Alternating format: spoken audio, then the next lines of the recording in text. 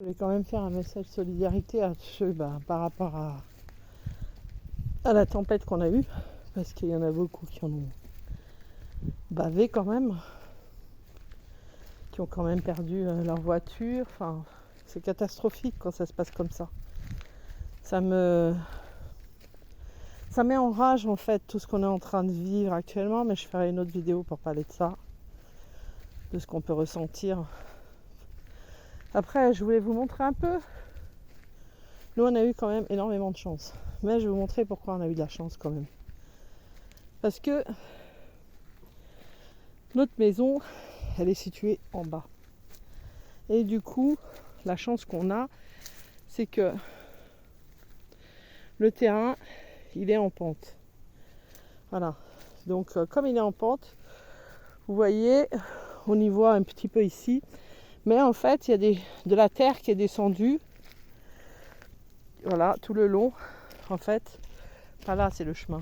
Mais là, tout ça, c'est de la terre qui est descendue jusqu'en bas. Alors, je me pose, je vais vous montrer après. Ici, c'est pareil, on a de la chance parce qu'on a des propriétaires super. J'espère que ça marche parce que je peux rien voir avec le soleil. Je vais mettre à l'ombre pour être sûr que je pars pas dans le vent. Non, c'est bon. On a de la chance parce que mon jumeau et le propriétaire creusent régulièrement là pour que l'eau elle s'évacue ailleurs. Bon. Du coup, la seule difficulté qu'il y a là, que j'ai commencé à ranger, c'est que une grande partie est descendue.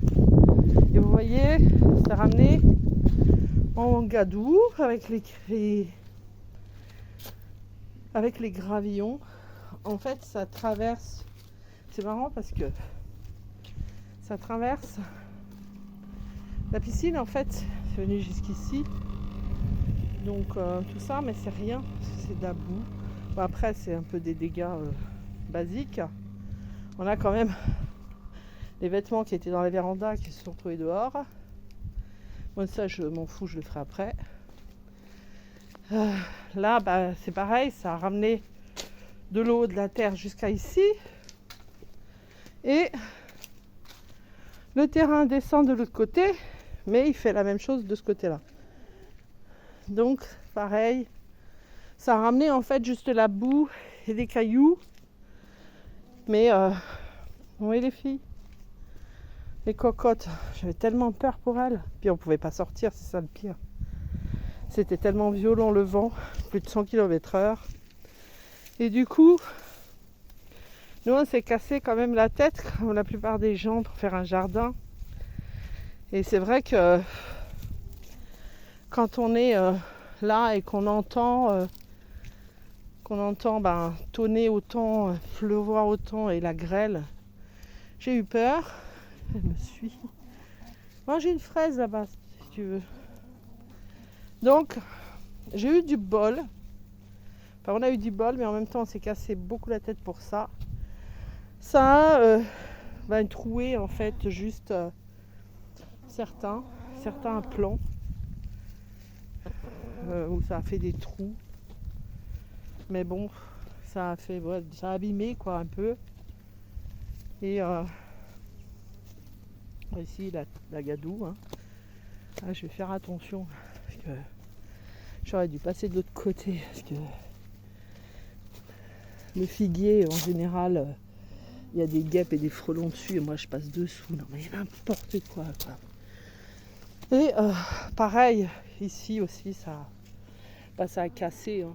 Mais je me dis c'est la vie. Eh non, Pépette, mais non, c'est là où je fais pousser des trucs.